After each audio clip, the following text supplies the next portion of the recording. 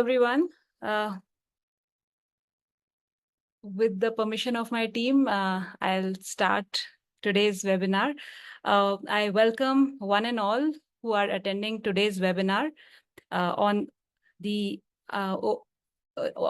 overcoming challenges in the biometric authentication and enrollment. This webinar is being conducted in collaboration with is being conducted by UIDAI in collaboration with IIIT Hyderabad and our knowledge partner MSc, Microsave Consulting.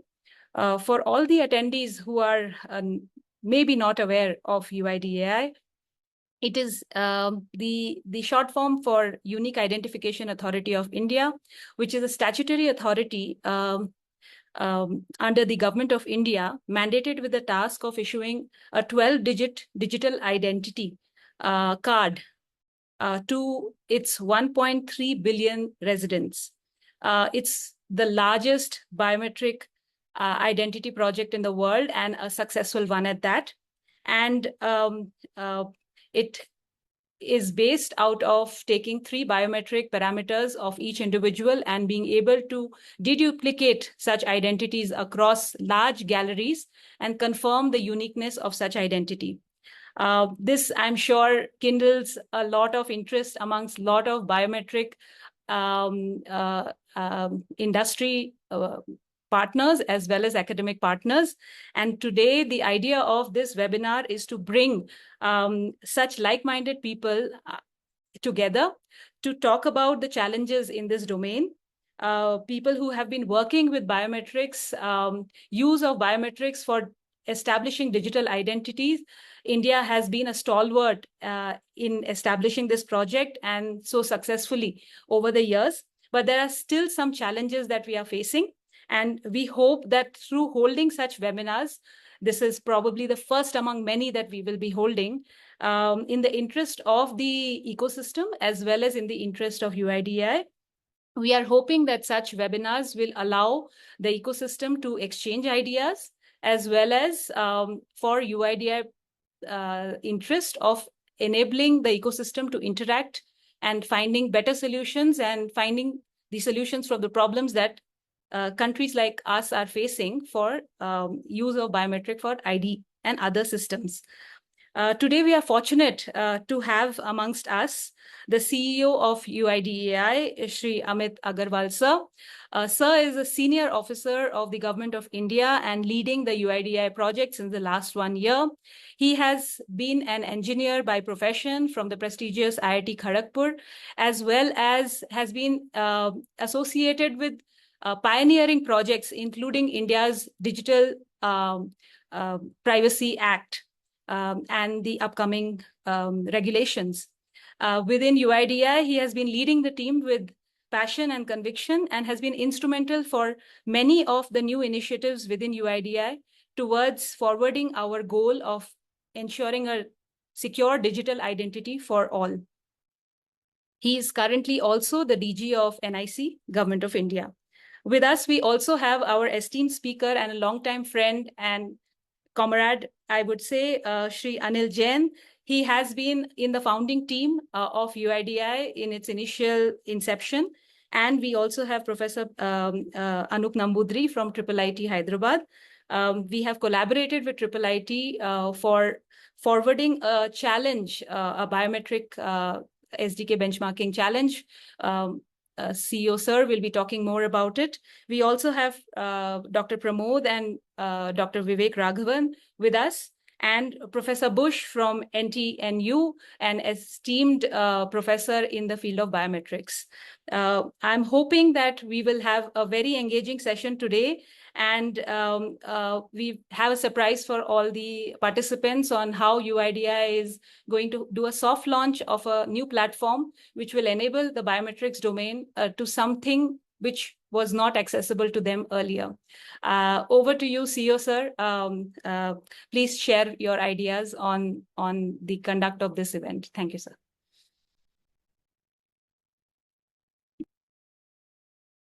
Thank you, Tanushree, for the introduction. And at the outset, let me welcome the speaker and the panelists Professor Anil Jain and Professor Christoph Buch, Pramod Varma and Vivek Raghavan, who always handled us for long and helped lay the foundations of this entire enterprise. And of course, Professor Anoop Namboodiri, who's the moderator and helped us organize this, as well as our partners, IIIT Hyderabad and Microsafe Consulting. And I thank also all the participants who've joined us on this webinar. Just to give a larger context to what we are doing and how we are doing things. This is of a piece, what we are doing is of a piece with India's overall approach, which India has articulated during its G20 presidency of sharing with the world all its knowledge and experience, not with any commercial motive, but with on principle. UIDAI is a statutory enterprise with a public purpose. It has no commercial motive. And India has said in the spirit of Vasudhaiv Kutumbakam that the whole world is one family with one future and it's one earth. It is in that spirit that we engage in the sharing of knowledge, in the growing of technology and solutions. We happen to hold basis our 1.5 decades of experience of running India's digital identity at population scale. Immense amount of data. To give you a sense of it, till date, we performed over 112 billion authentications. And every day we are performing 70 to 80 billion authentications. And a good proportion of that is biometric authentication. So that's the kind of experience and scale and diversity which is available with us. And we understand that it is not just that we would be sharing that through such initiatives. We would equally help grow the space of knowledge and solutioning on this, and therefore in the process we too will gain equally, and therein lies our interest in doing all this, and to engage on a sustained basis beyond today's webinar, beyond a bio challenge and a bio challenge at UIDAI initiative, which will consist of a bio challenge at UIDAI platform and a leaderboard around that will help benchmark solutions and maybe throw open opportunities for UIDAI itself as well as others in the ecosystem to really discover benchmarked solutions, explore potential engagements by way of partnerships, research, procurement, and so on and so forth, and maybe give them access to also reach out to others through this whole mechanism. And that is the hope with which we are engaging in this. In this entire exercise, we have, while we've engaged from the beginning with fingerprints and iris scans, we now have nearly a 1.5-year-old experience again at population scale and rapidly growing at that with face biometrics. There are a lot of things to be discovered, a lot of solutions happening. The use cases to which these are applied are numbering almost close to 2,500. So there is again tremendous diversity, and with those use cases, we continuously get a lot of feedback and asks, both from end user organization as well as Aadhaar number holders, of what is expected, the issues and the challenges they face, which continuously spur us on to improve things in the journey. Apart from enabling organizations and end use individuals, we also face a continuous journey with frauds and attempts to fraud, and our continuous learning and effort through AI as well as analytics and operational rules to really try and control. So all of this is a continuous live organic universe which is there, and there's a lot of need and space for us to have enterprising people and academia and industry and research, everybody, to really help this grow. So that is really the hope with which we are engaged, and that is I look forward to the outcome of this engagement and look at it as a beginning of a continuing journey that all of us and more of us will engage in. So that is all from my side, and with that, over to you again, Tanushree, to take this forward. Thank you so much, sir. Your words of inspiration will carry us forward towards this initiative. I now request the launch of the SDK benchmarking competition through the curtain raiser event through a small video. Over to my team to play the video.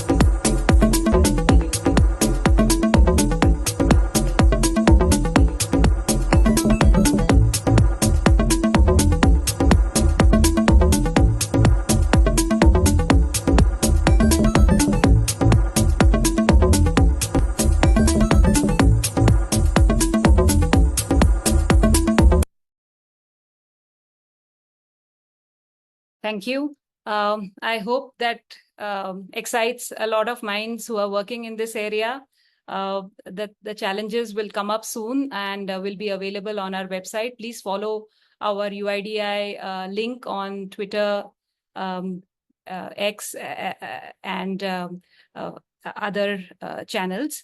I would now call upon Professor Anoop to introduce Professor Anil Jain, who has been working with us for such a long time, right from the inception of UIDAI. Professor Anoop, over to you to please introduce Professor Anil Jain before his presentation on the challenges on biometrics for enrollment and authentication. Thank you. Thank you, Tanushree, for that introduction part. I would like to now introduce Professor Anil Jain, who will be giving his initial talk, followed by the panel discussion.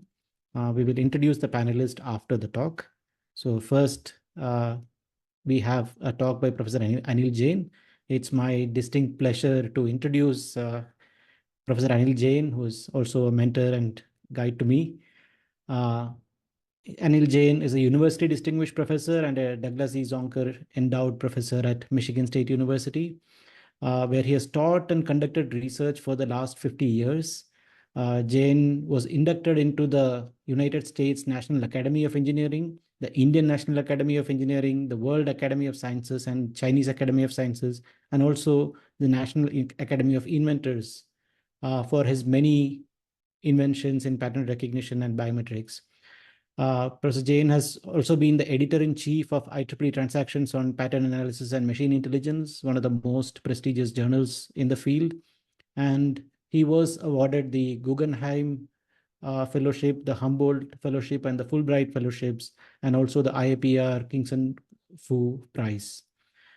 He was appointed as the Defense Science Board and Forensic Science Standard Board, and also he was involved in the National Academy study on face recognition and its capabilities, future prospects, and in governance. He has authored several foundational books. Most of the fundamental books in biometrics actually originate from him, including the basic books like Introduction to Biometrics, Handbook of Face Recognition, Handbook of Fingerprint Recognition, and also he has written a classic book on algorithms for clustering data.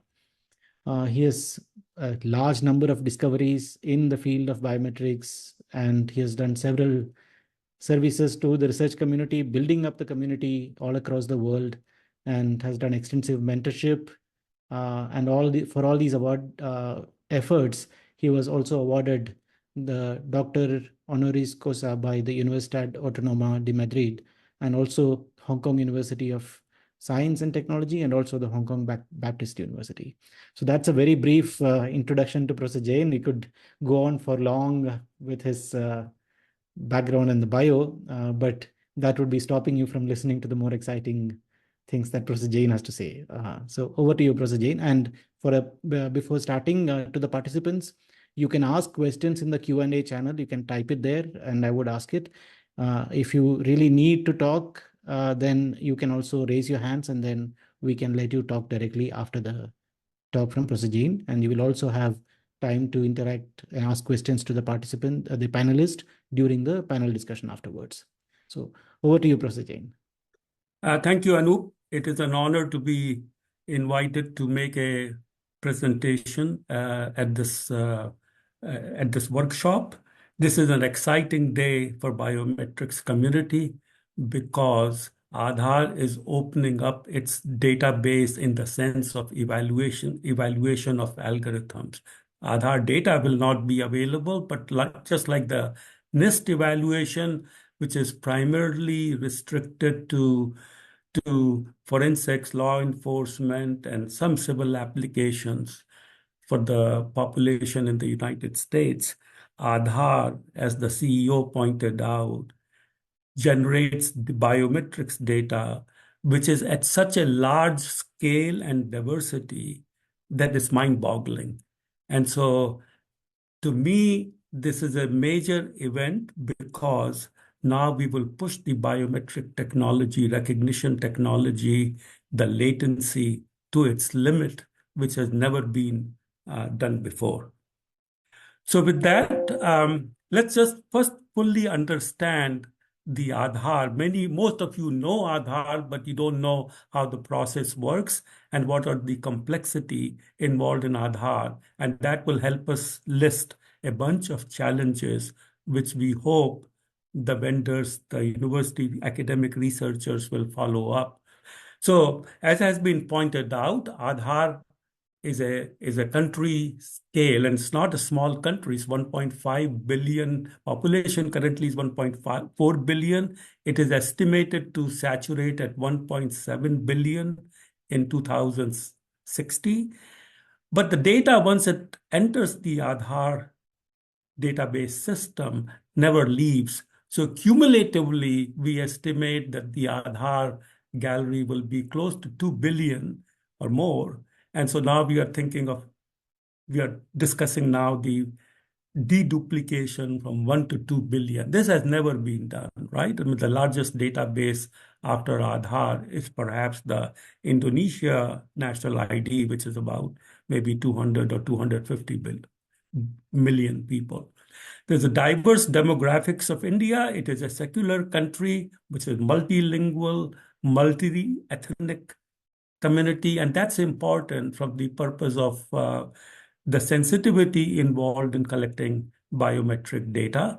There is also a large rural population in India and those involved in the service and manufacturing industry. So the quality of the data obtained from those individuals pose certain challenges. The enrollment, deduplication, and authentication. As the CEO already pointed out, there are 80 million authentications per day using different devices at different merchants under different conditions, and the response has to be in real time. When I say real time, within 1 to 2 seconds. So with that, we will go ahead and look at the stages involved in the biometric enrollment, deduplication, and authentication, which will help us then look at the challenges. When India proposed the Aadhaar system in 2008, the general biometrics community and the experts in the field said it could not be done. But the foresight of the organizers or designers of Aadhaar, even though face recognition was its infancy in 2008, they made sure that they collected the data. And to understand the limitations of individual biometrics, they collected 2 irises, all 10 fingerprints, and a face image. Some demographic data was also collected, but the objective was not to deny Aadhaar to anyone. Even if some digits are missing, there's no proof of date of birth, no proof of a permanent residence, Aadhaar card or 12-digit number must be provided to everybody. And the Aadhaar Act of 2016 clearly says that the purpose of this is efficient, transparent, and targeted delivery of subsidies. And this is also important to understand that this database is not linked to any other databases in the country, and it cannot be shared with anybody in the country. This is not for the purpose of law enforcement, immigration, or other things. There are certain set of services for which Aadhaar database can be used. At its peak of enrollment, when it started, data collection started in 2009, there were hundreds of thousands of enrollment centers. Now the number of enrollment centers have gone down because the majority, or I would say 99% of the population is enrolled already. But still, enrollment is a continuous operation. 25 million babies are born every year. And even though the enrollment starts at the age of 5, every year you have this 25 million individuals who would need to be enrolled into the system. In addition, Aadhaar is not restricted to Indian citizens. It can also be a resident of India can also apply for Aadhaar for the services for which it is offered. The enrollment centers differ in the conditions. They are in rural areas, they are in urban areas, the facilities are different, illumination is different. Operators, there perhaps, I don't know exact number, but probably there are still several thousand enrollment centers. Now, there are some standards which are in place, which is extremely important, where the devices have to be certified and the operator training is standardized. But still, these different operating conditions do pose challenges as the devices get upgraded. There's also certain issues involved with the aging of the device. Do the performance stays the same over 10 to 20 years? So this is some example of the enrollment images from the SLAP scanner 442 acquisition. We segment individual images. There are 2 iris images and 1 face image. As I mentioned, the minimum age of enrollment is 5 years, with re-enrollment happens at age 15. And as I mentioned, age is not verified. We take it for granted if somebody comes and says, my child is 5 years.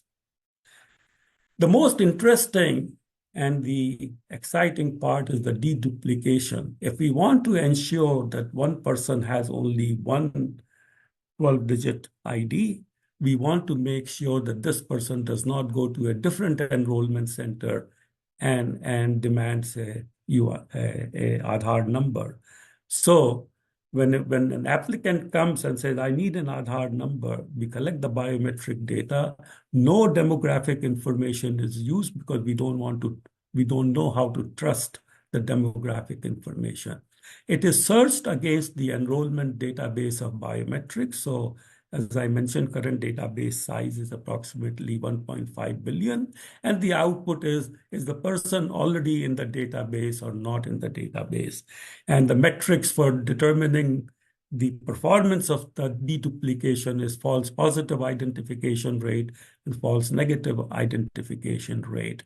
And Aadhaar has set internally the values which are acceptable, but there is a manual adjudication in case somebody who does not already have an Aadhaar card is denied because his biometrics matches with somebody else's biometric. Then there is an adjudication process involved. I remember this curve very well in 2008 or 2009. There are others in the room who may also recall this on why the fusion. We had to demonstrate that the fusion of biometrics will improve the deduplication performance. And so that is where this FNIR and FPIR comes, and lower the curve, the better it is. So the fusion of iris and 10 print combined results in the blue curve. At that time, face recognition was not accurate. So it was not in the mix in terms of deduplication. Of course, the things have changed now. And I'm sure Aadhaar internally is doing, or the Aadhaar vendors are using face for deduplication as well. But this was like the proof of concept for biometric fusion for large-scale deduplication. And this is what happens at the authentication, and this ultimately this is what the delivery of service is all about, and reducing the fraud. So it's a 2-factor authentication, the 12-digit number, and one of the biometric. We don't take all the biometrics for throughput reasons, and in this particular case, one index finger is being used. And among all the possible biometric modalities which can be used for authentication, fingerprint still continues to be the most popular, but it's quite possible that face recognition may overtake that over time. Iris is perhaps not as commonly used for authentication, but it is necessary for deduplication. So this is the whole scenario, and here is there is a lot of interesting statistics on the Aadhaar dashboard. So this is one figure from the Aadhaar dashboard showing the authentication. This is reported in the monthly rate. So in June 2024, which is probably not yet fully complete, there were 72 billion authentications. And so that if you divide it by 30 or so, it comes to about 80 million biometric transactions or authentications every day. So now, given this, we can talk about the challenges. Of course, I'm not going to talk about how to overcome that. That will be another workshop. But the main challenges are the image quality, and as NIST has also indicated in its testing and evaluation report, the single most factor affecting the biometric recognition accuracy is the image quality. I mean, there may be some other things, gender and so on, but the age, older people may have a lower image quality due to wrinkles and so on. But the quality is the most important thing. And there are extrinsic quality versus the intrinsic factors. So there are some people may have very dry skin and so on. There may be cuts and bruises because of the occupation, the use of henna at certain times of the year may also cause problems with the biometric. So the question is, how do we take care of that? Well, I mean, one of the main things to do is to keep improving sensor quality, use some sensors which go maybe under the skin. But these are some of the factors which one has to keep investigating over a period of time. There have been cases of denial of service for people working in certain occupation, and that's an issue for a country like India, where there's a huge rural population, manual workers, and so on, which needs to be considered. Aging population in India, this is worldwide phenomena, but currently 10% of the population in India is above the age of 65. Not only that, we will see later on the time gap between the enrollment and the authentication is now coming to a level of about 15 years. So the first enrollment took place in 2009, 2010. We are in 2014. So now suddenly we have a need to evaluate the robustness of the matchers with respect to time. The ergonomics is important. How does user interact with the biometric sensor? How do we constantly upgrade the sensors and replace them? Maybe the sensor characteristics changes, it drifts over time. The cost of the sensor, of course, is coming down. The new types of sensor comes in. And then finally, the spoof detection. I know UID already has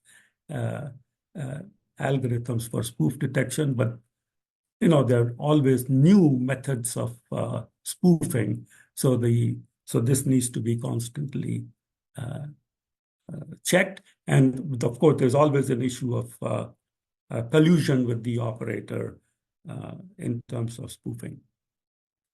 What about the authentication and deduplication challenges? So there is a problem called cross-sensor matching. Enrollment is captured by fingerprint is captured by a different sensor during enrollment, and a different fingerprint sensor is capturing at the time of authentication. There are certain age-based use case of Aadhaar, but if the age is not verified or the date of birth is not verified at enrollment, can we update the age based on the face image at the time of authentication? There will be certain error, 2 to 3 years, but the question is, can we start investigating that? Aadhaar is about inclusion. So why are children being excluded? I mean, we have had conversations with UIDAI about this. There are 25 million babies born per year in India. Is there really a need to wait till the baby is 5 years old, the child is 5 years old to enroll children?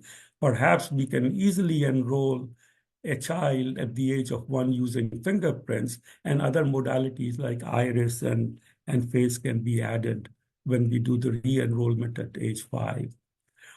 For some individuals, time gap between enrollment and authentication is already 15 years.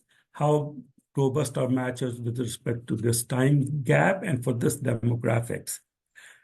But this bigger problem which I see is that since this is a civil ID system, people will be using it for their entire lifetime. I mean, one of the use cases is pension delivery. So for example, if the life expectancy in India currently is approximately 72 years, and as it's all common in other countries, the life expectancy, because of better health conditions, nutrition, and so on, keeps increasing.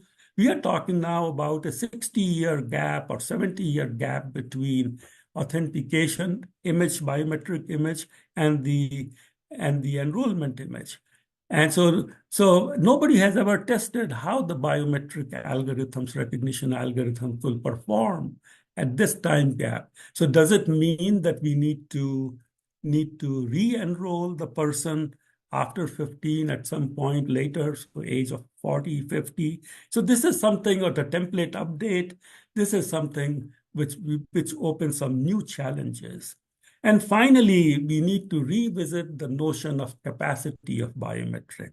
What is the limit of the biometric? If for some reason we were to, or if we follow the United Nations and World Bank motto of identity for all, the world population is close to 8 billion. How do we proceed with that? Is it possible to do it with this mix of biometrics alone? So with that, I think I just want to summarize, which I have said the same thing, and if there are some questions, I can take it now or later.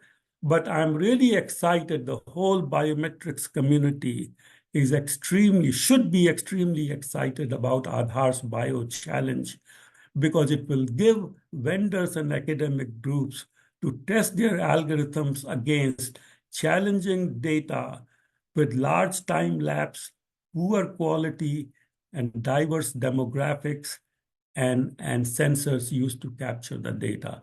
This is very different from the NIST challenge, which does not have as much diversity of data, perhaps as much diversity of sensors, ethnicity, and time gap.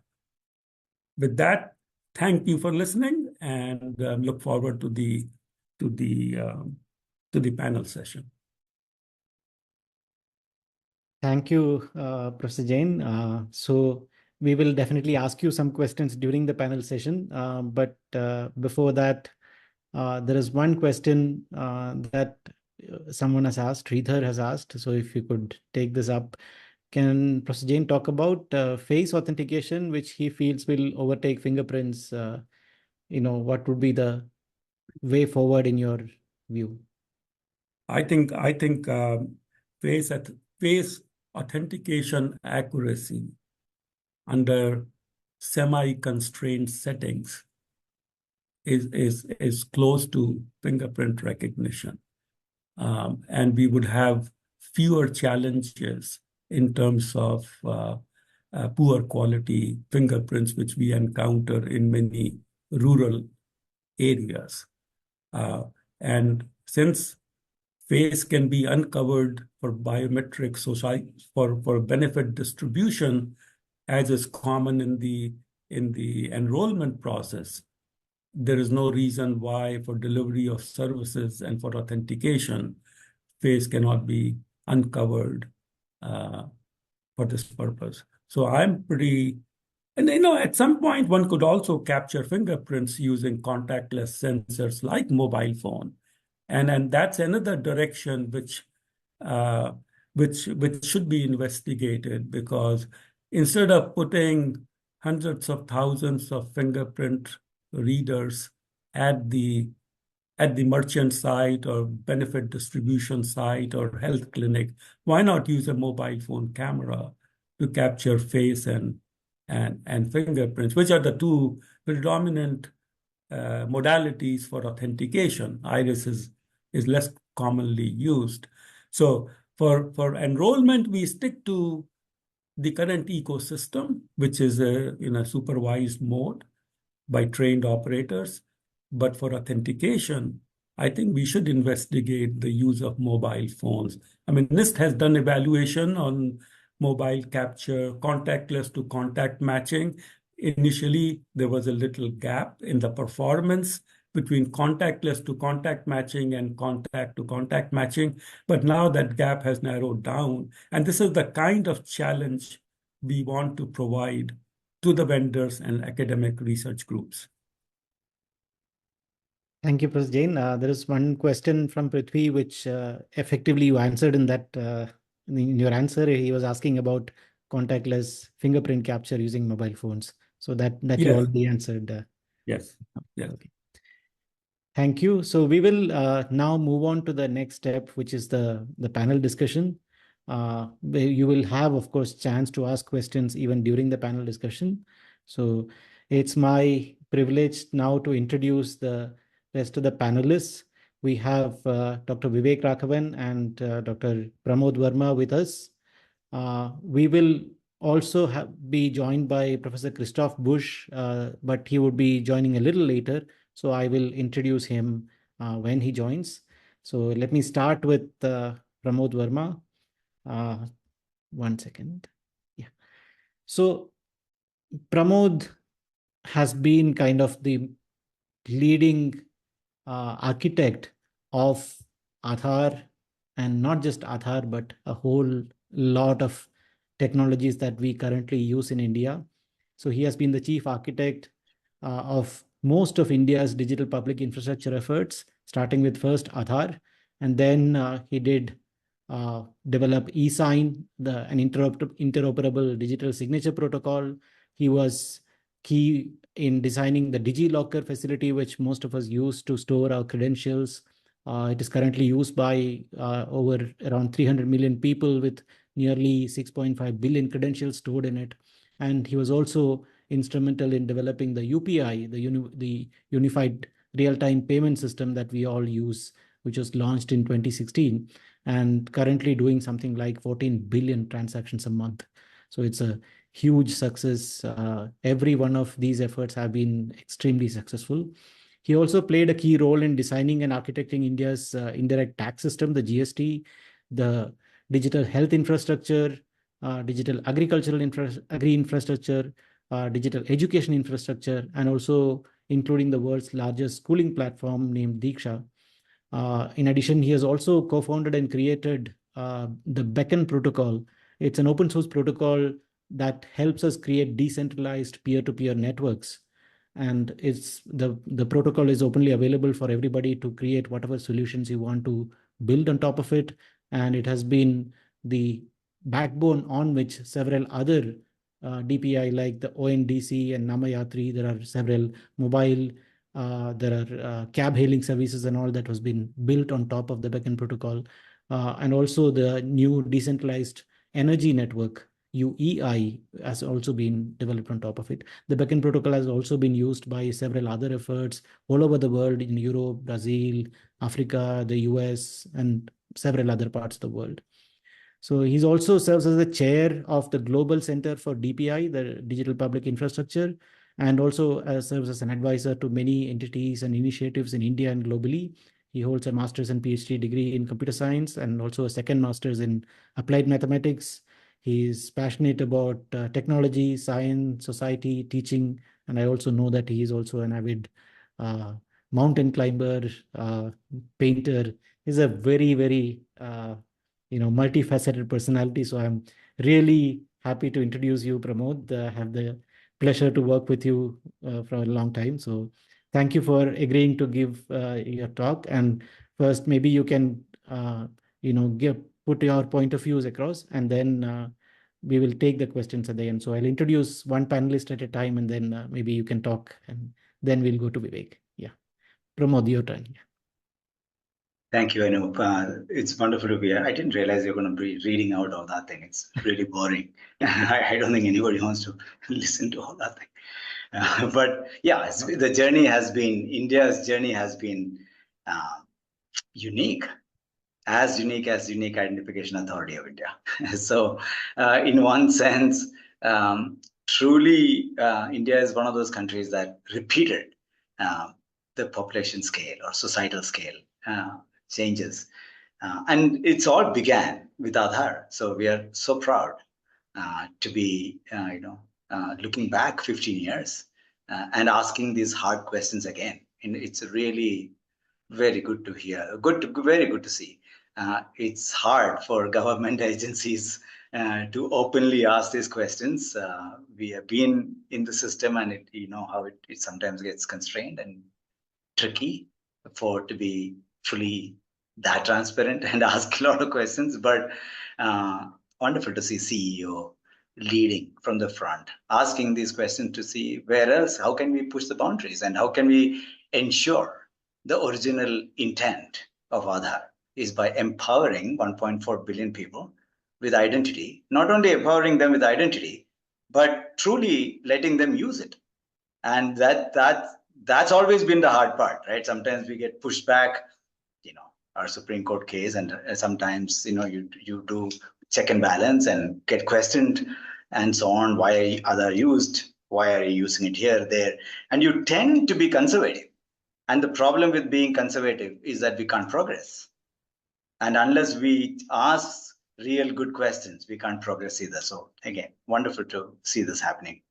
So just couple of sentences. I think everybody knows this history of Aadhaar, but and we have Vivek, who pretty much led from inside the biometric man here. So I don't want to talk about biometric. You guys are the gurus of biometric, but I can tell you the original intent of we should really relook at and reevaluate not only biometric from a technology perspective, from also asking the question, are we a lone warrior in dealing with all these issues ourselves, or how can we expand the ecosystem support around it?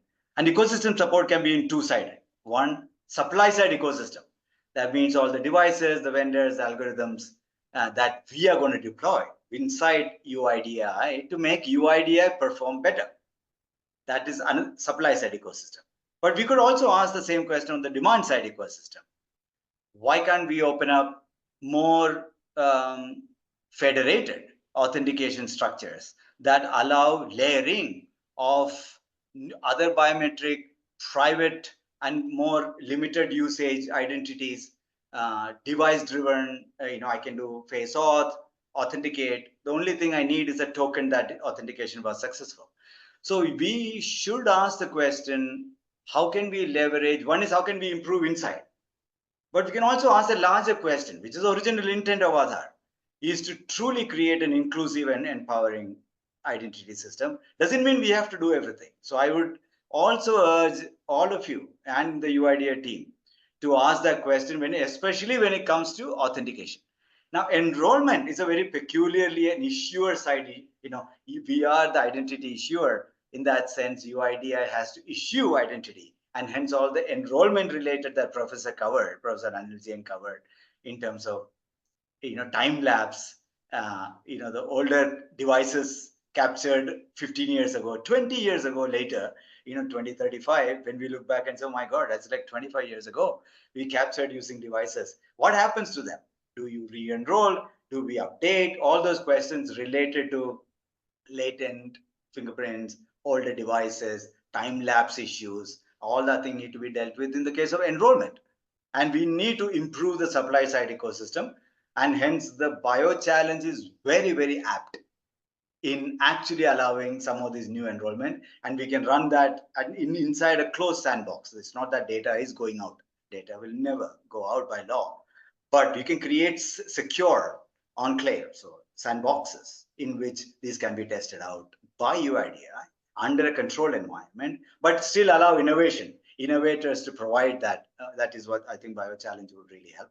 But on the auth side, we should really push the boundary, asking that question, what is the authentication improvement UIDAI can do, but also what are the other authentication that really strengthens and give choice to the people and choice to everybody in the ecosystem through federated authentication system. And I've been watching the global trend in authentication, and you can see this with the technology improving. You can actually push authentication at the edges, and Vivek has been really pushing some of that early thoughts inside as well. But I think even the policy point of view, not biometric, policy point of view, I encourage the UIDAI leadership to look at a federated authentication as a policy to provide choice and newer layered authentication technologies without trying to do everything inside. I think that's where I'll stop, but we'll come back. Thank you. Thank you for the opportunity. Thank you, Pramod. It's a wonderful set of comments. There are a lot of exciting things that you can do with federated and authentication at different levels. Instead of just authenticating the identity, if you want only to know whether the person is of 18 years old, then there could be an authentication where your identity is not revealed, but only the age is revealed. So there are several, like zero knowledge proof, all that thing is coming up, and there's no way UIDAI can do everything, and UIDAI must allow layered ecosystem to do. Absolutely. So it's a great opportunity actually to be built on top of Aadhaar. So thank you. There is one person who has raised his hand, Utsav Avaya. Do you have a question to Pramod? If you can, maybe can complete the panel and yes, maybe come back. Maybe easier to collate questions. Okay, we'll do that. Okay. So in that case, we will now thank you, Pramod, for those comments. We will come back to you now afterwards. We will now move to Vivek Raghavan. So once again, Vivek has been one of the early people who have been involved with Aadhaar, and he is involved in several aspects, but primarily has been in the biometric system building within Aadhaar. So Dr. Vivek Raghavan, I'll just quickly read out a few lines from his bio. He's an entrepreneur, technologist, and builder of digital public infrastructure. He co-founded Sarvam organization because of his belief that generative AI has the potential to impact lives for all Indians. So he has been very active in this field of generative AI, specifically for application of generative AI for Indian languages and solutions that can be built on top of it. He has been part of many population scale initiatives over the past decade and a half, and he played a key role in the design, implementation, and scale out of the technology platform, specifically the biometric system within Aadhaar. Of course, the world's largest identity program at this time. More recently, he was chief mentor to AI for Bharat and advisor to the Bhashini project that is trying to build open source data sets, models, and benchmarks for Indian languages. And that's a large effort that he has been part of. He holds an MS and PhD in electrical and computer engineering from Carnegie Mellon and a BTech from IIT Delhi. So Vivek, it's so nice to have you. Once again, he has a lot of inside knowledge, insight into what actually are the challenges technologically, especially related to biometrics inside Aadhaar. So we look forward to your comments first, and then we'll take questions. No, I think firstly, thank you for having me on this panel. I think one of the things that, when I first joined Aadhaar, that was almost 15 years ago, we did not, I know the intent of Aadhaar was to actually build something that was there for population scale. But, while we understood that kind of at an intellectual level, I don't think that really that we understood that this is going to become so large and so central to everything that we do in India. And I think that is something that is, sometimes you marvel that that indeed happened.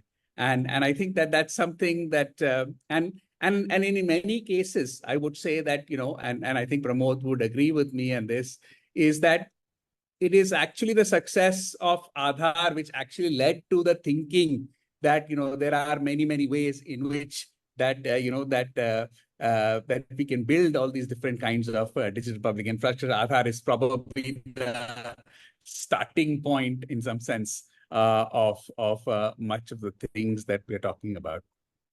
And I think if you look at the interesting thing about Aadhaar is that, the core of Aadhaar actually is a biometric system. And so therefore, the kinds of data that we have, and I think Professor Jain also alluded to it, as far as the different diversity and the longitudinal nature of the data that we have in Aadhaar is amazing. And actually, if you open this up for people to actually see, I mean, and to improve solutions, we actually can move not just, I mean, obviously Aadhaar can benefit from it, but I think the field of biometrics itself will benefit by these very unique kinds of data sets that probably nowhere else exist, and having access to that to actually lead to innovation is something that's important. And the reason why this is important, of course, is is that Aadhaar was actually, and it's difficult, it's strange to think of it right now. Aadhaar was actually started when a mobile phone was not a common thing. A smartphone certainly was not a common thing in the country, right? And I think that so therefore you have to see in how things have changed and how we actually can have many opportunities to actually leverage what has been done here to actually and reimagine them. I think one of the reasons Aadhaar has been successful is actually in the design, right? That very clear design principles were used to build certain things.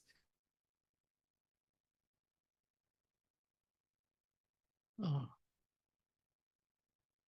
I think we might have lost Dr. Vivek for a second.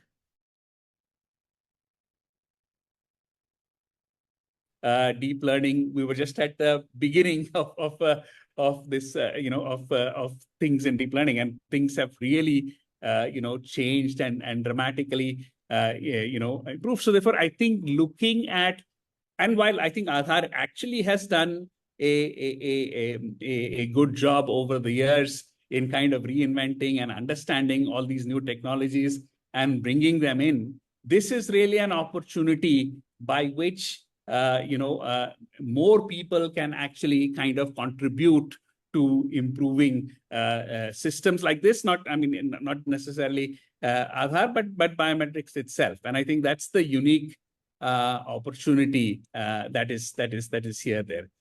And sometimes I also think, why are we? I mean, I think that I think one of the things that we have to understand is that I think while Aadhaar has been a success, it can always be better, right? I mean, I think whether it is in terms of being able to give access to more people, or whether it is in detecting, and the more successful a system is, there are various frauds and attempts to kind of, subvert the system and things like that. So I think, and all of these things that actually bringing these things out and bringing them as challenges to people to actually look at this and try and figure out new kinds of solutions that can help in these things, right? I mean, and I think that in the end, I think that if even one person is denied service because of the systems that you have built, then that is one too many. And I think that, and that's really where actually having these kinds of challenges to actually continuously improve where we are. And I really appreciate, and I know within Aadhaar, we have been trying to do many of these things, and we have actually made lots of innovations, but actually bringing more people to actually think about this, how to move this system. And I think some of the things that you have to understand is these, it's interesting, right? While one of the things that you have to understand is that when you have a system that is as large as Aadhaar is, there's a lot of, whether there's an opportunity to go and kind of enroll 1 billion people again in a full stop, probably won't happen. So, but then you have to say, okay, what do I have and how do I actually get, better and improve better or new services based upon what has already is available here, right? And there is an ecosystem of data, ecosystem of devices, ecosystem, and how do you actually, and it is a continuum, right? So therefore, and you have to be backward compatible with what was there, but at the same time, how do I actually kind of move forward in what I need to do. And I think that's really that the algorithmic innovation and all of those things can play a role in actually kind of understand. And then, as you said, some of these longitudinal problems, as Professor Jain said, they have never been studied in the world so far. I think that we are going to see, and this is really a great, lab to actually understand how some of those things work and what are the right ways to actually, manage the life cycle, right? We life cycle of a system as large and as pervasive as Aadhaar.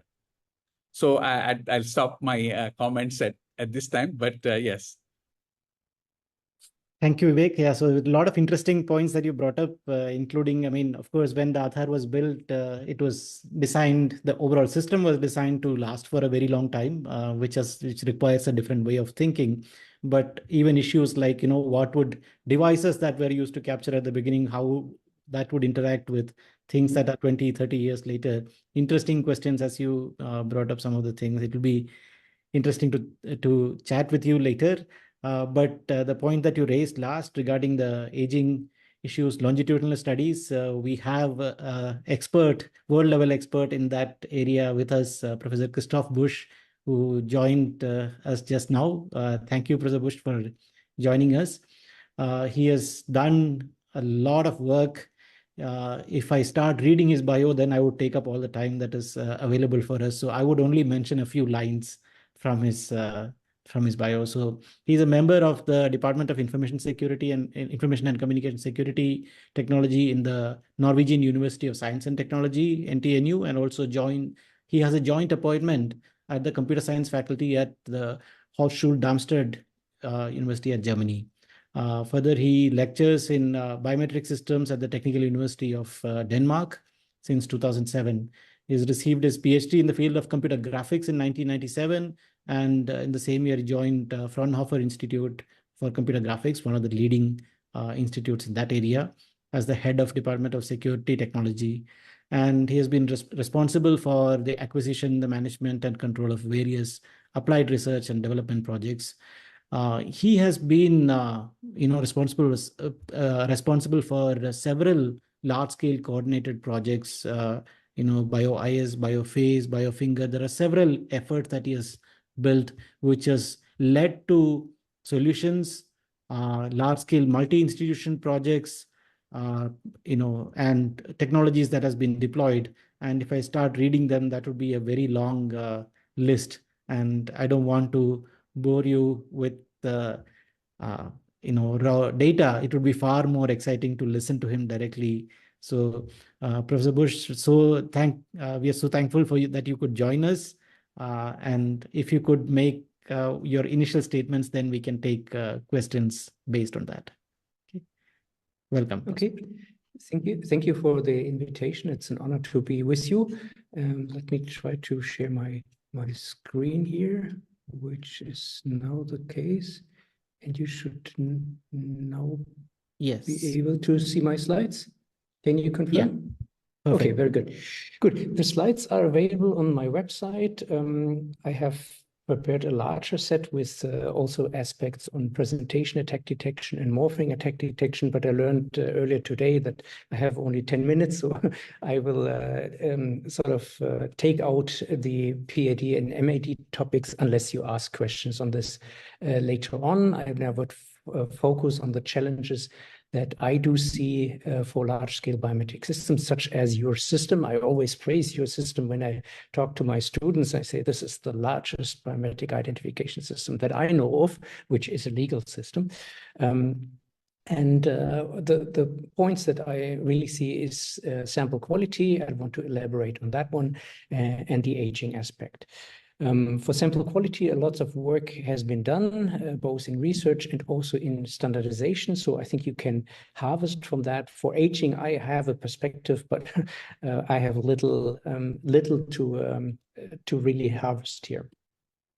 So on biometric sample quality, the old saying, holes here, garbage in, garbage out. Yeah. So if we want to have a good biometric system with good recognition performance, low FPIR, low FNIR, we need to make sure that the data that is stored is really of good quality.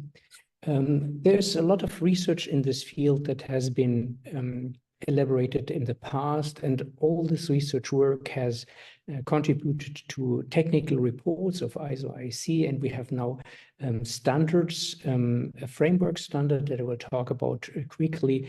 We have a standard for finger image quality. We have a standard for face image quality and for iris image quality. All these standards are relevant for you. I should say a caveat, the Part 4 standard is almost complete. It will be finalized in 2 weeks' time. The face image standard is more or less to be finalized in July, but publication will here be early 2025. Yeah. The framework standard, this 29794-1, talks about quality measures. And why is this new concept being introduced? It serves as somehow the umbrella term for mentioning, on the one hand side, a unified quality score that shall be predictive for recognition performance. So if the expected recognition performance is poor, the quality score for both contributing images should be poor, or for one. And on the other hand, if there are dedicated defects that are causing a poor or medium unified quality score, you want to know what is wrong. What is the deficit? Is it the resolution? Is it the wrong pose angle? If it's a fingerprint, is too much pressure? What is the problem? And is this problem related to the capture device? Yeah, is there a deficiency, a systematic deficiency that you need to replace a dedicated device? If all these images stemming from one device are poor, you need to replace this, or you need to train the operators that are serving at that capture side, or is it an individual problem of the data subject, like the pose angle for face capturing and the like? The 29794 standard regulates that the quality measures shall be encoded in a range of 0 to 100, where the unified quality score has this notation of lower numbers are poor and higher numbers are good and better. Yeah? What is important is that a quality scoring algorithm, this is a figure from the framework standard, a quality scoring algorithm shall be predictive, shall predict the utility that you would observe if this sample is used in a recognition attempt, anticipating that the partner sample to which you compare to is a canonical sample, meaning of good and high quality. That's the assumption, and this is the basis for all the testing. My understanding is that you're talking today in the webinar about the bio-challenge and testing campaigns. So if you want to test how good is a quality assessment algorithm, this correlation, to verify that this correlation exists, is of utmost importance. When we talk about correlation with biometric performance, you can have a philosophical discussion. What is more relevant, the false non-match event or the false match event?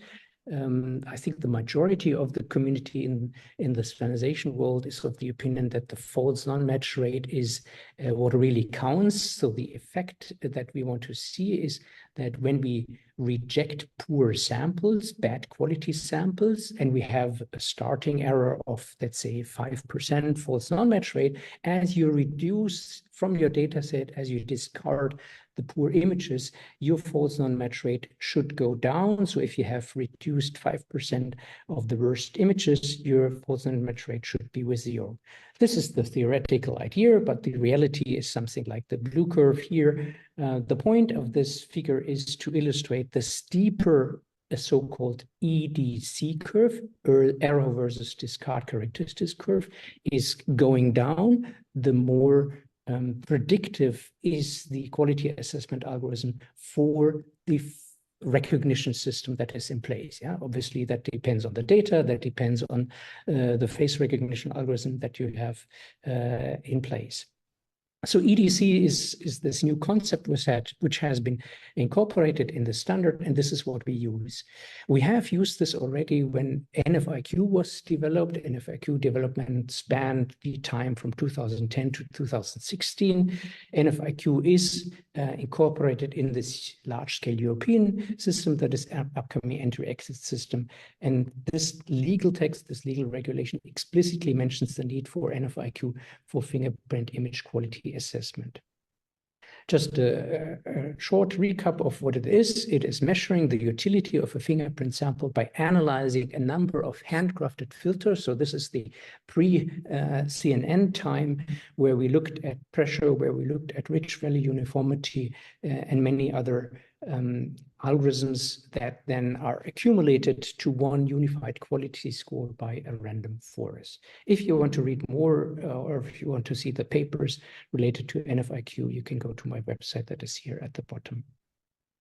Now, that was the past NFIQ development. What has started 2020, so the last 4 years, was the development of the equivalent counterpart for face image. Why was this needed? Again, the ES regulation dedicated, you need to measure whether an image at hand is compliant to the requirements from a canonical image, like anchored being in the 19794 standard or 39794 standard. So you'd likely know these requirements. You shall have a good pose. You should have the eyes open, the mouth closed, homogeneous background, and a like and a for. So the idea was to measure an image and then again to give actionable feedback if the quality measure was wrong, to inform what was wrong. And this is done both in the standard and in the corresponding reference implementation. The standard is, as I said, to be completed very soon. It comes along with the unified quality score. It comes with capture-related quality elements, such as a good exposure assessment, as illustrated here on the top. And it comes along with subject-related quality elements, such as the pose estimation or the distance of the capture subject to the device as you incorporate or as you assess the inter-eye distance. So at the end of this effort, you have a vector and you can check for all the compliance requirements from ICAO, and you can sort of check mark everything is good with this image, and then it should also end up with a high unified quality score. Here are the 28 quality components indicated in detail, so you can see it deals with the illumination, it deals, of course, with the sharpness, it deals with the interaction and the behavior of the person as eyes open, mouth open, and alike. For the standard, again, like we have NFIQ for fingerprint, we have OFIQ for open source face image quality, a reference implementation that is available for all major operating systems. This serves as the reference implementation for the standard, and this has been kindly sponsored by the German BSI, and the criteria was all is open source, freely available under the MIT license, and low computational complexity. These were the criteria. The algorithms that were selected have been intensively tested by NIST under various testing categories. So this is anchored in the FADE report SIDD, and that was testing that took also the last 3 years to complete. Just a few highlights here. This is the unified quality score. It's basically a derivative of the MagFace algorithm with the ResNet 150 model under the hood for complexity reasons. And you can see higher numbers are better. So this facial image is closer to a canonical representation as the poor quality images here on the right-hand side. This MagFace algorithm that was used for OFIQ happens to be the best in the FADE SIDD test report, competing with 15 commercial submissions, 14, I must correct myself, 14 commercial algorithms, and you can see that the OFIQ algorithm is very steep and better performing than the competitors. To pick two examples from the quality components, many of the quality components can be answered by looking at the landmarks. So the facial landmarks are again extracted with an open source solution, the ADNet. taken from GitHub. You see all the landmark coordinates, and if you have the landmarks, of course, you can identify the midpoints of the eyes, and between the midpoints, you can identify the root of the nose. From the root of the nose to the chin, this is our reference, measure T, and then the distance between these two landmarks in relationship to this reference denominator T is what measures the most closed property. Again, here we have test results from NIST FATE, and we are quite happy and pleased with the outcome of that experiment. And it's also important that this is a quality component that has not found any bias and is working independent on the skin color property.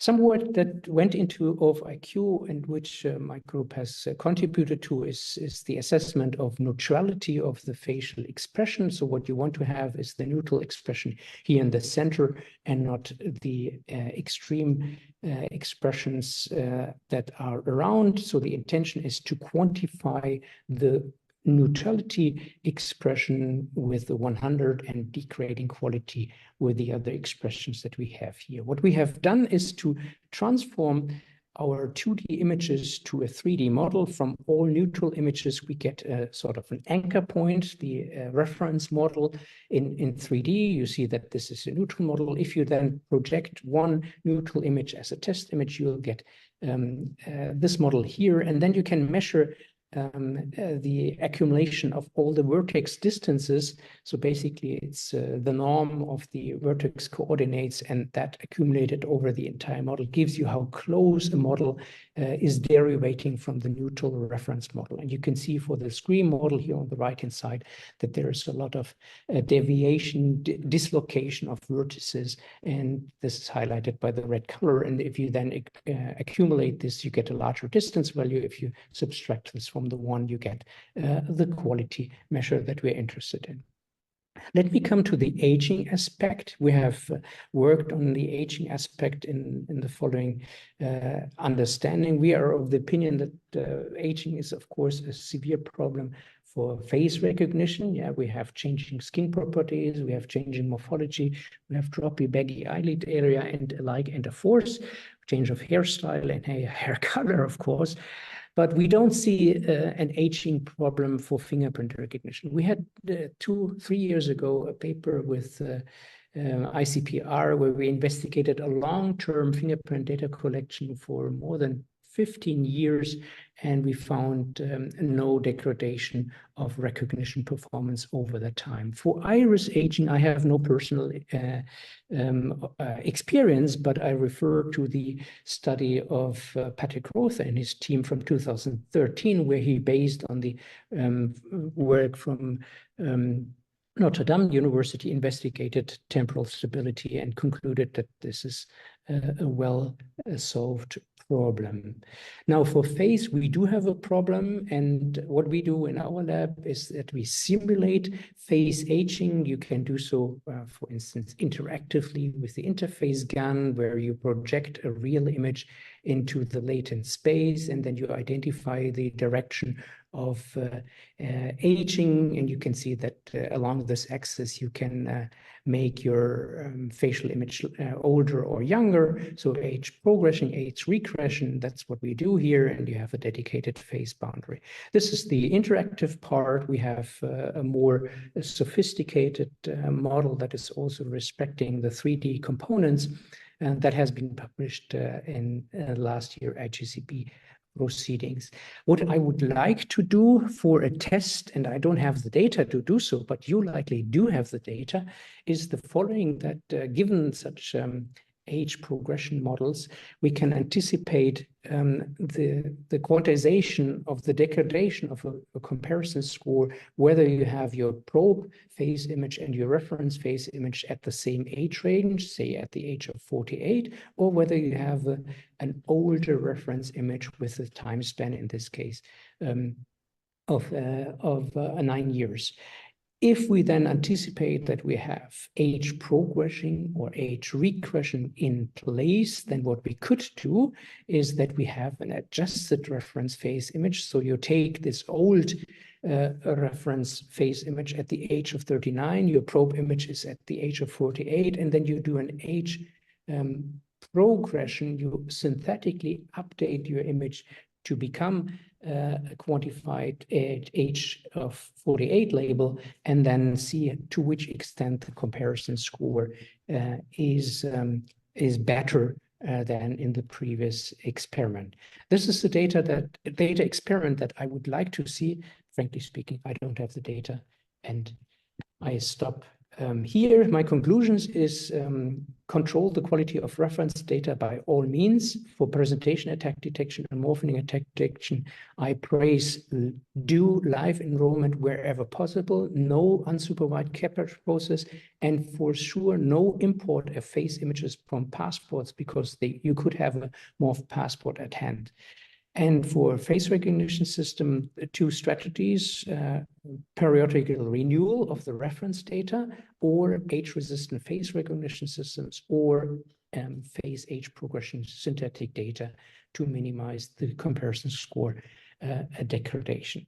That's all from my side. Here are again a few links and my contact points, and I'm happy to answer the questions and enter the discussion.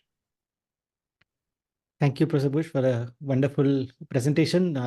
It looks like your algorithm will fail on your faces. You seem to have grown younger from 2015 picture of yours to your current one. So anyway, so thank you so much for all the panel members. We will now, have short amount of time. So I'll quickly ask 1 or 2 questions to each one of you, and then we can try to see we can incorporate any of the questions from the participants in the process. Otherwise, they would also, many of them have also been answered in the Q&A section. Okay, so first we will go back to Professor Jain, since you started the presentation. There was a question on, can we use hashes of faces to do recognition, and hence create a hash code which can be used for authentication that would improve the privacy. You have done a lot of work on this field in crypto biometrics, so I would pose that question to you. There was a question from the Yeah, I mean, matching of faces and other modalities in fully homomorphic encryption domain has been done. It has been successful. There is perhaps a slight loss in accuracy due to quantization or other things. So that can be done. And if it is, we are talking in the context of biometrics, in the context of mobile phones, I mean, Apple already does that. It secures the phone face image very securely on the phone and does the matching on the device. So that's possible. Fingerprint for a while didn't have a fixed length embedding, and now that we have a fixed length embedding, there is not much difference between face and fingerprint and iris. So I think encrypted matching is feasible. Thank you, Professor Jain. Now I'll move on to Pramod. Some of the questions that we had initially thought of, you have already answered in your presentation. So I'll ask something slightly different.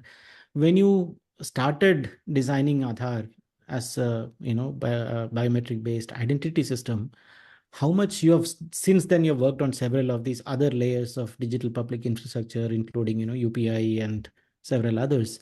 How much of that larger picture did you have in your mind clear when you started designing Aadhaar?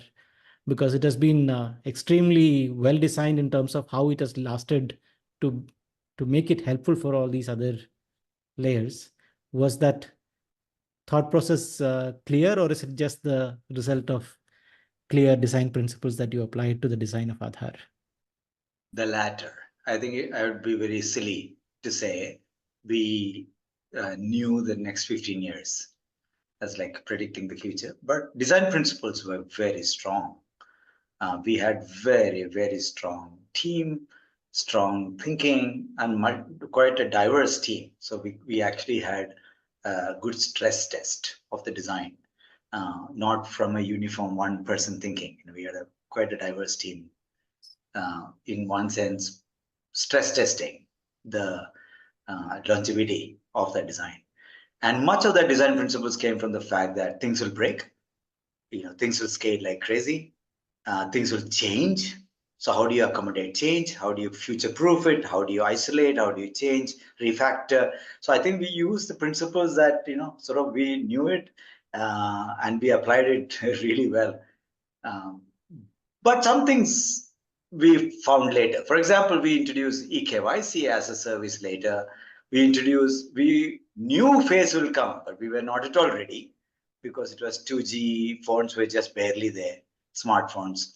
But by the time we reached 600, 700 million, we had already 3G phones. Android phones were coming in thick and fast.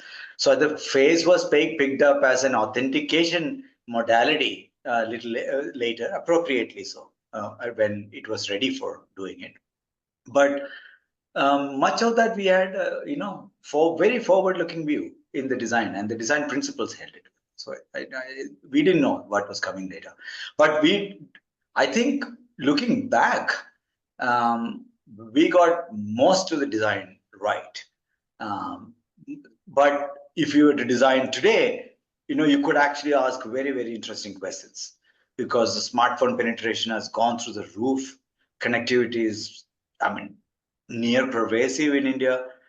It's so cheap, 10 cents a GB of data. It's so cheap. You could think about, especially on the authentication side, we could think about very, very interesting possibility that allows it. And this also somewhat answers Professor Jain's comment about if you have a high quality homomorphic, hash matches possible today, why can't we do it on the edge? Why do we need central servers and so on? So we could really ask interesting questions. And I think that's the reason for this bio challenge and this webinar in one sense. I presume UIDAI is truly looking at pushing its boundaries to what the next 10 years to offer, and while retaining the original principles of inclusion and choice for the people.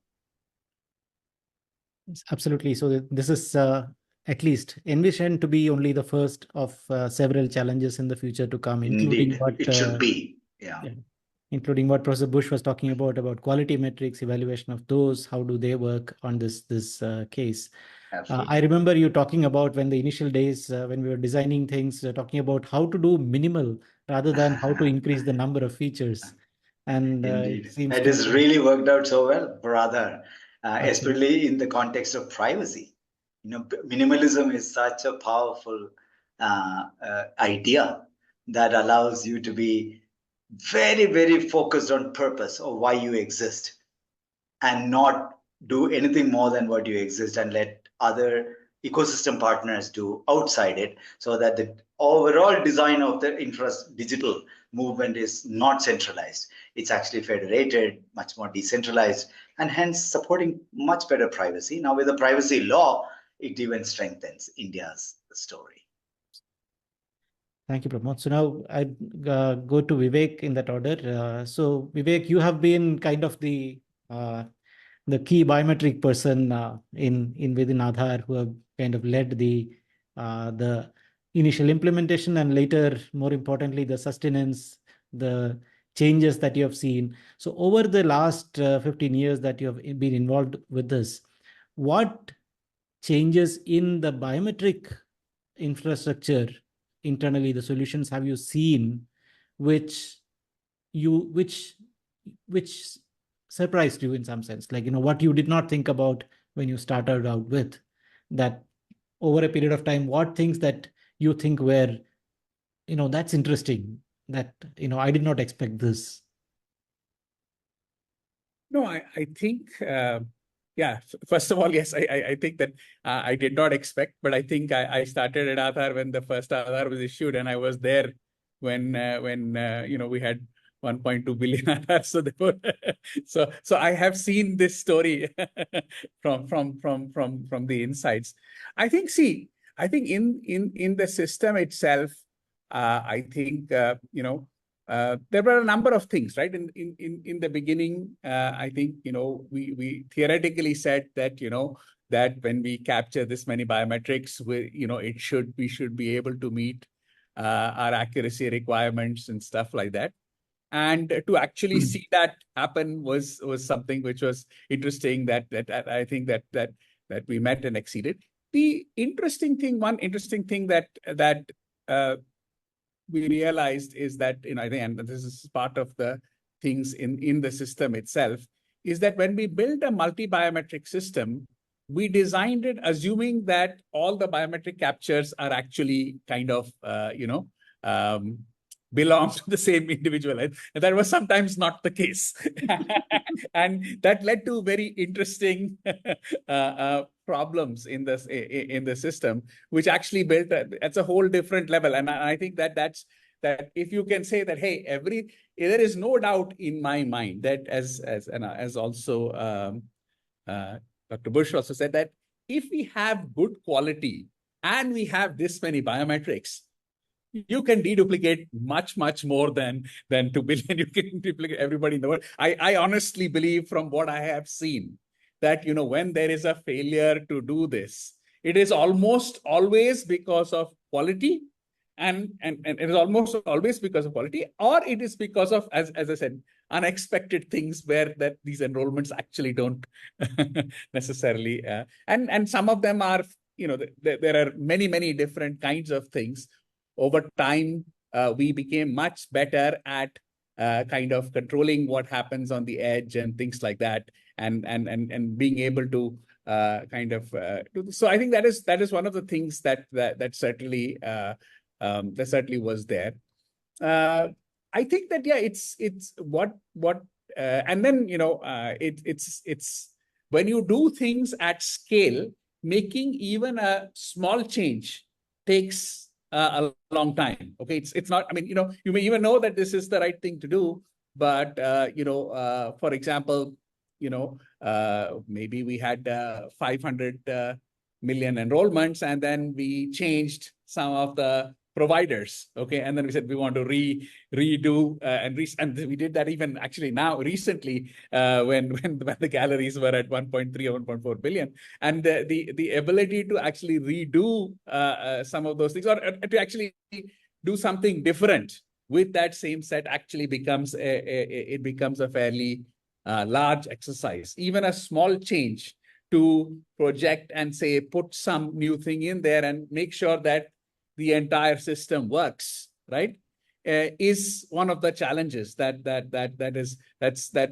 as the system becomes larger and more pervasive, that becomes harder. Whenever you have a kind of an empty, fresh slate, it's actually easier to think of things, but then actually to be able to layer on while making existing systems that work. I think some of those challenges are different. For example, as Professor Jain said in the beginning, when we started, we took a view that nobody will be denied an Aadhaar for lack of quality. And I think that that is probably today, if and as this becomes more and more important, I mean, on that scale, I think that because maybe we have been as a system moving towards better understanding at exactly at the front end to say that the quality needs to be better. And even if you see, there's obviously quality because the capture was not proper. The fundamental biometrics of the people, of the individual was fine. But then we do actually face real situations, especially when you're talking about 1 billion people in India, where that is not the case. There is a fundamental issue, and that inclusion was very important to us.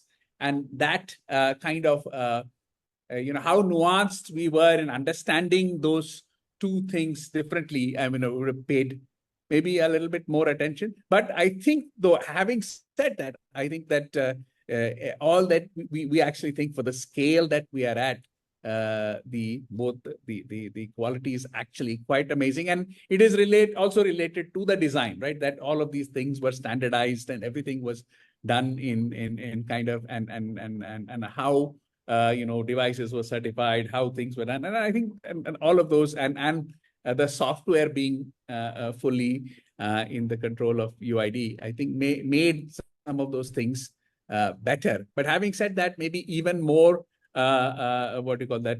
focus on something like that would have made a difference, because as I said, right, that's still the record, right? 15 years later, right? So it's fascinating what has happened. Yeah, I have been, you know, yeah. not an insider, not an what's up. outsider, a co-traveler for the whole Aadhaar journey. So it's very fascinating to see that inside. There's one question I would like to ask Professor Christoph Buch regarding the quality metrics that you talked about. You mentioned to this during your talk that you know, from an Aadhaar's perspective, quality metric is usually something that is deployed at the edge to figure out whether the capture has been good enough or not. And in that sense, you mentioned is the correlation between the quality metric that is computed and the final matching metric that happens inside that matters. That, you know, that's the goal of the quality metric at that point.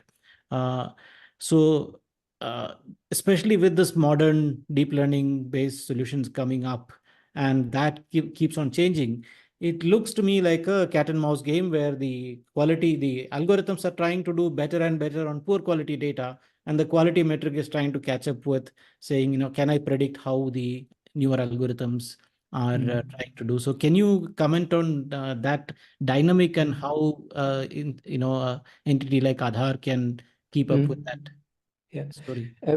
We need to see the history of the quality requirements. Yeah? And a good example was just the post in the chat. I did not answer this yet regarding the homogeneous background. This is a requirement that was formulated back 20 years ago, 2004, when face recognition algorithms had a problem with the Bézier background. That's not the case anymore. So we can have a good measurement that the background is uniform, but if the background is not uniform, most of the face recognition systems don't care. So you will have an EDC curve that is basically flat, and a flat EDC curve means the face recognition system is agnostic regarding this specific defect. Yeah, so that's, I think, my perspective on that. Today's algorithms don't care about background. So if I may add, one of the things unique to Aadhaar is that it uses multiple matchers. It does not use a single matcher. So that becomes a problem of using a matcher independent quality measure at the sensor level, because each vendor has its own quality measure internally. So that, the same image may be sent to 3 different matchers or randomly decided which matcher it goes to. And that is not typically done in any other biometric deployment. I agree, but still the methodology of the EDC curve and this steepness of the EDC curve holds. If you go into the NIST report, the NIST FATE report, you will see that the curve that I had displayed on my slide is a curve that is computed with the 15th best systems that are available with NIST. Yeah, so it's not a curve that is computed with one face recognition system, even with 15. So you have 3 systems in the back engine. This is fantastic, but you could compute this EDC curve for all 3 of them as an average decrease. So we're really running out of time. So I would like to ask one question to all of the panelists together and wrap with that. So, this effort of doing this bio challenge is one way that Aadhaar is doing to connect with the research community and the vendors to open up some way of opening up the data to running algorithms on their data without actually revealing the data at all. So could you suggest any other activities that Aadhaar can do, especially Professor Buch, from your experience? What other kind of activities that Aadhaar could do which could foster the relationship between identity and entities like Aadhaar and the research community and the solution development community? I think the interaction between operators and academia and industry is of utmost importance. Yeah, I mean, your webinar served this purpose. From my side, I'm linked with the European Association for Biometrics. We do together with NIST next year, April 1st to 3rd, again, the International Face Performance Conference. So mark this in your calendar. This is an event where we'll have an opportunity to interact on site and also remotely if you want to join in online. We have in the European Association for Biometrics way more activities. So whenever you have an idea or a problem, pose it to us and we can arrange a virtual meeting and have invitation to academics to this dedicated problem or dedicated challenge and an exchange of opinions.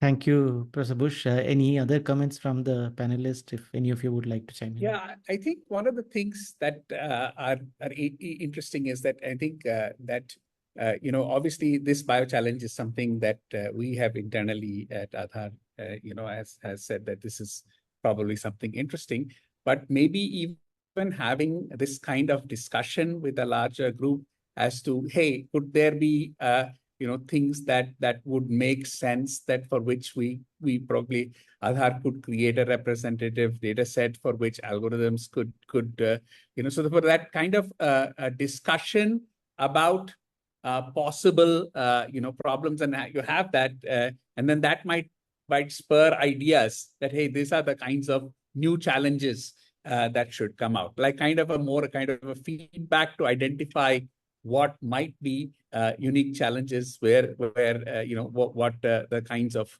data that Aadhaar has could be helpful in solving. And I think that's something that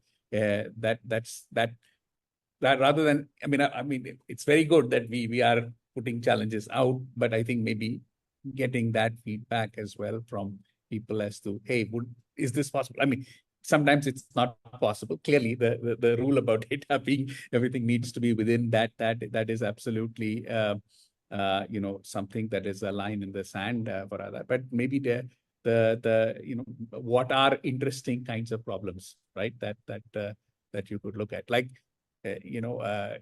for example, if you look at touchless biometrics, the interesting problem as far as we are concerned is that the reference biometric will be on a slap scanner, right? And you have to match that with the touchless thing. How do you actually? That's a kind of an interesting data set. And I know Professor Buch said that fingerprint is not impacted by age. And actually, that's not what we have seen in practical circumstances in India. I'm just saying, maybe it's not from where you are, but I'm saying running a practical system, I see something different, right? So, therefore, that is something that those are kinds of things where you have some view. And that for there we may actually put out some data, but actually understanding what are interesting kinds of problems and how to look whether possible to actually have interesting. Can I say a few things, Anoop? Please. We have been talking about the world's largest biometric system, but in terms of biometric research, India has one of the weakest biometrics research groups, and I think there has been a disconnect between Aadhaar and the academic institutions like IIT.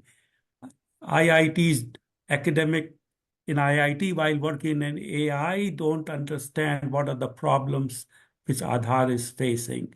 And Aadhaar depends on the vendors and does not use the resources to build the manpower in India for biometrics. So here is an example. Now that the generative AI is so popular, why can't Aadhaar use generative AI capabilities to put out some data which reflects old age, fingerprint, face, iris, absolutely. I think time separated data up to 40 years, 50 years. And this data, large amounts of data, and I think the attorneys have to answer this question, whether this artificially generated data can be released even though the real data was used to train the AGI models, right? So there are some issues here which I think UIDAI can be more proactive. just like they're putting out this challenge, UID can also put out a list of challenging problems and then fund researchers in India to work on it. You know, we give out 50 lakh, 1 crore rupee grant, 1 year, 2 year project with some strong deliverables, but for specific problems. And I think this will really close the gap to some extent. I'd like to comment. Yes, Professor. please. Yeah, so what I missed mentioning earlier was this entire initiative of having the bio challenge stemmed from this very idea of how UIDAI and academia will collaborate to find value mutually for the ecosystem. And through this selection of a knowledge partner like IIIT Hyderabad, we established many more projects which enabled us, and only one of them is this bio challenge competition, which enables the ecosystem to put up their SDK, and Professor Anoop will be talking more about it, and through that platform be able to benchmark themselves against other competitors. And I'd like to differ a bit, though I don't have the numbers to support me. A lot of startup ecosystem is budding, mushrooming across in this field. We are talking to them in the field of fraud detection, in the field of face matching, spoof detection in face, finger, and many more. And the objective of having this competition is to be able to give the impetus to the ecosystem to be able to participate, benchmark themselves. And fortunately for us, it is an international competition. So we will be able to benchmark our technologies with our competitors or our partners abroad, and we will be able to find these more challenges. And the very intent of having these discussions is to find more challenges which are bugging or troubling us, and be able to collaboratively find solutions for the same. Thank you, Ms. Tanushree. So that's also a point for me to say that, we are really running short of time and we need to move on to the last phase. So I would like to thank all the panel members profusely for spending your time. I know all of you are extremely busy people, but taking the time out of more than an hour and a half now that you have spent here, and your comments would really help the audience. And this video will also be made available on the YouTube channel of Aadhaar. So more people will be able to take advantage of your comments, your point of views and insights. So once again, thank you all of you.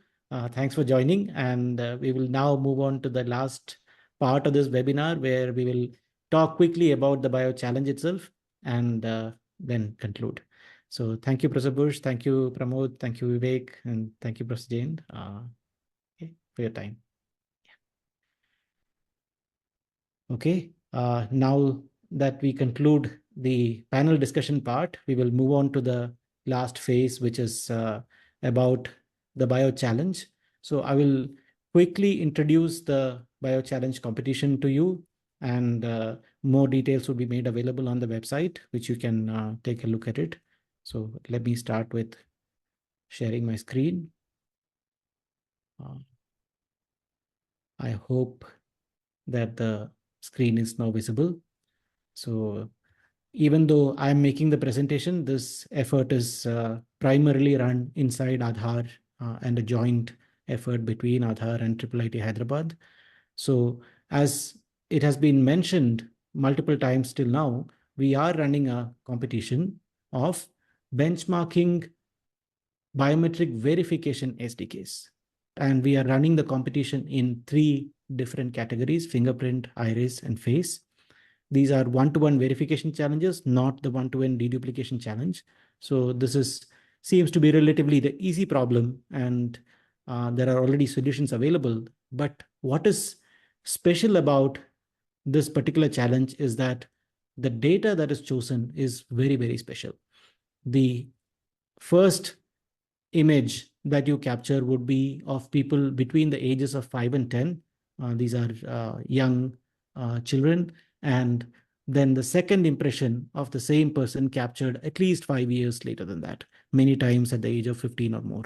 So that gives you an age gap of 5 to 10 years, and especially at a time when there is significant growth in the person, physical growth in the person. And that means that there is a lot of physiological changes to especially the face, and also some level of change to the fingerprint and iris. And the type of data that is chosen is also significantly, it's a significantly large database of about 30,000 mated pairs, so which means about 60,000 images of unique biometrics. And the non-mated pairs would be about 300K, so that you can actually do some of the more stricter performance metrics. So that is what is made available, and for this competition purposes. And the other aspect is that this data has been kind of selected uniformly from all across India in terms of, so a lot of diversity has been kept in mind in terms of the region, the rural, urban, gender divide, and so on. So it's actually a very, very representative data that has come into this particular competition. Okay. So what is the goal of the competition? The primary thing is to assess the effectiveness of existing algorithms on this kind of challenging data without revealing the data outside, because one of the primary mandates, requirements of Aadhaar, especially from a privacy perspective, is that the data cannot be revealed outside. So how do we conduct a competition where, or make this available to the research community and the solution development community without actually revealing the data? And this form of the competition where you submit the SDKs to Aadhaar, where since the data cannot come out of Aadhaar, the solutions can go into Aadhaar and can be tested inside. That's the key idea, and be tested on a large, diverse data set from across India. So it enables comprehensive algorithm testing capabilities in terms of real-world applicability, and understand the capabilities of the best algorithms in this particular context of aging, especially at the young age. It also acts as a platform for researchers and industry leaders to evaluate their SDKs, and not just the accuracy, but also the computational power or efficiency and so on. And the hope is that this is just the first set of competitions that are running. There will be many others to come. One-to-one matching SDK with age as the key is only the first such thing. And also it would encourage research in the field of age invariant biometric recognition. So what are the eligibility requirements? Almost anybody, researchers, developers from industry, academia, and other research institutions can participate. You need to be, of course, an active biometric researcher to be able to compete at anywhere close to in these categories with sufficient background in developing biometric technologies. We need to ensure that it's being done by reasonable people. So we require a government issued ID card for registration, and then the participant must sign an agreement affirming that the specific legal clauses that are in the competition's guidelines, so that you can register and then participate. So you typically register first you need to register yourselves on the website, enter your basic personal data, and you will receive an email from Aadhaar with a consent form. You need to download it, print it, sign it, and then upload it back. And once that is done, there is somebody from inside the Aadhaar's legal team will review that. And once you are approved, you will be given a link to create a username and password. So the first time when you do this, it would take this process to ensure that this is done by serious people, legal persons, not a spam attack there. So once that is done, then you would be able to submit algorithms through that username and password for multiple challenges. There will be a website that is up with this. Once this come out, you will get to know. We will give you the link to the website towards the end of this presentation and through the chat. And then you would be able to see, once the competition goes live, you will be able to see a website like this where you can see the individual challenges that are live, and then you can submit. So you can go to the specific challenge section and download. There is a challenge description, and also we'll give you a sample submission file which can be used to create your submission. The sample submission file will include a README file which would give you the details of how to implement the API. So specifically in this particular thing, competition, we are asking you to submit a Docker file which contains the key functionalities that we are asking to implement for verification, which we'll get to in the next slide. And also the participant must upload a submission description explaining the basics of what they are trying to do in their algorithm. Primarily, you need to implement two APIs. One is enroll and one is match. Enroll is essentially templating. So you're given an image of a particular biometric modality and you create a template out of it. That is the enrolled API. And the second API would be given two templates and you are supposed to return a match score. That is the match API. So all that you need to do is to implement these two APIs, and the sample that is given to you is a fast API project, but the users can implement it in any other framework or programming language as long as the API specifications are followed. This a quick view of those two. I'm not going to go into the details of it. You can take a look at it after this is made available to you. You will have, again, as I said, there is a enroll API and a match API that needs to be implemented. Okay. The Docker image, there are some restrictions as for this particular competition that it has to be compatible with Ubuntu 20 LTS, and the submission should be designed as a single-threaded and should not rely on parallel processing or multi-threaded processing for performance. Remember, we are doing one-to-one matching only. So it's templating is a single image which is templated, and the second API is a one-to-one matcher between two templates. The implementation must run on in non-interactive batch mode. You cannot have any GUI calls in it because this has to be run by a evaluation server that uses your API to template and match the biometric samples. The submitted code should not try to do anything other than just implement these APIs. So you need to strictly adhere to these requirements, and it should not make any calls to any external services. This will be run inside a sandbox without any internet connection. So if it makes any call outside, your service will not run, and you will not be able to get a result for your submission.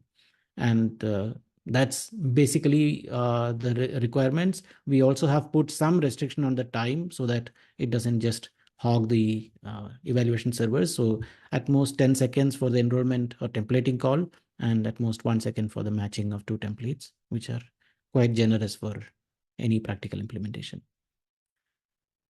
The results and leaderboard would be published based on different error metric, including FMR 1000, FMR 10,000, and so on, and even FMR 0 in some cases. We will give you the details of it once the challenges go live. The details will be on the description of the challenge.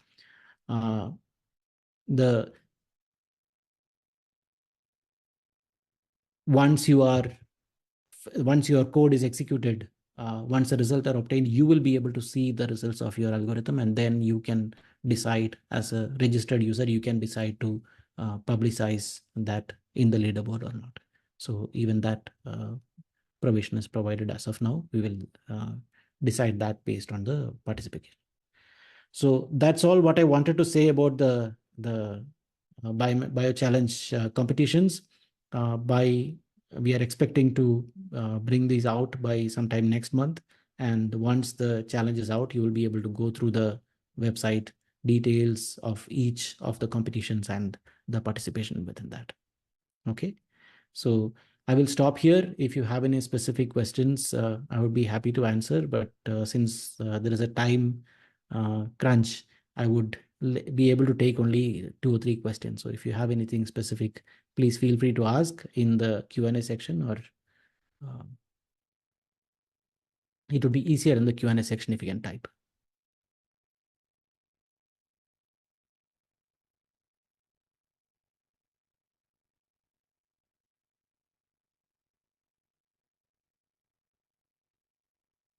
Professor Anoop, we should put the link to the site on our chat so that people can at least see on the page. More information is available. So I'll request my team to put it on the chat. Please do that. Yeah.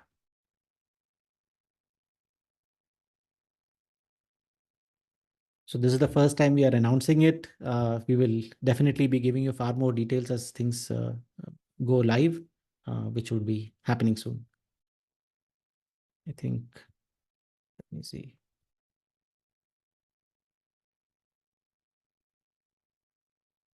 Okay, so there is a question. Can we submit the solution as a company or as an individual? So you can do it either as a company or as an individual, but even if for a company, you need to have one person as a point of contact whom we can communicate to. And you need to have, if you are submitting as a company, then you need to make sure you need to have some letter from the head of the company which say that you are representing the company. But otherwise, yes, you can also do it as an individual researcher. Okay, or developer. It doesn't matter. Like your formal qualifications are not the point, but making sure you are a serious competitor is what matters.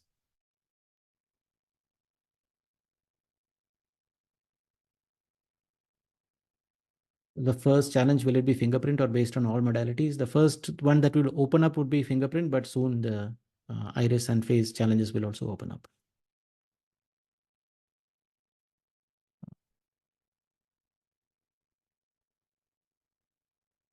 Okay.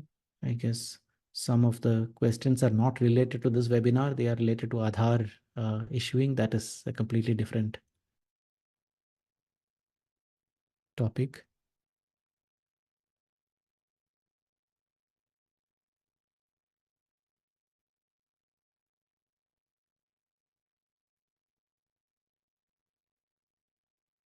Okay, I think if you have any more questions, then thank you all. The link to the BioChallenge website has been posted there. You can try to access it, preferably through a desktop app. That will probably work much better for you.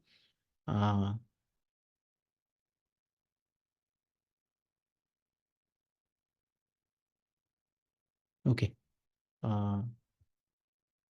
Thank you, everybody. So we will stop here, and I would hand over to Shri R.P. Singh, who would take over from here for concluding. He's the ADG of biometric. He looks after the biometric solutions within Aadhaar. RPG, please. Thank you, Professor Anoop. I hope I'm audible to you. Yes. Thank you so much. So last 2 hours, even though we have exceeded the time, has been exhilarating, and we didn't even know that we have crossed the time limit. So that is the level of the discussion that we had today. So thank you, Professor Anoop.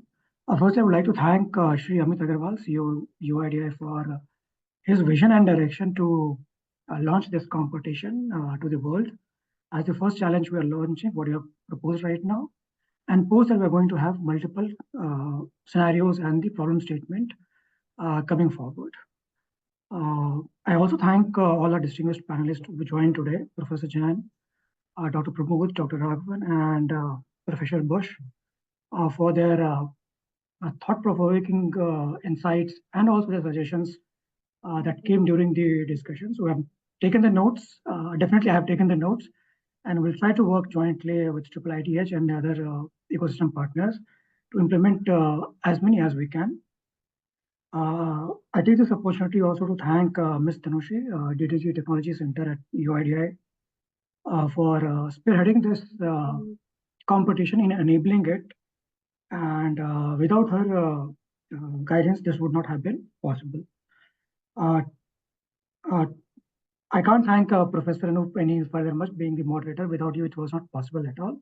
I'm thankful for the participants and the viewers who have joined today and giving your time for our discussion today.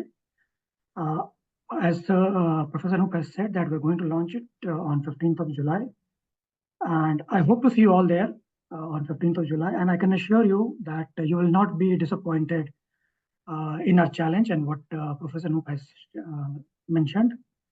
So I will not take much of your time, and see you all on 15th of July. Thank you, everyone, and good night from India. Thank you all. Thank you and good night. Thank you. Thank you, everyone.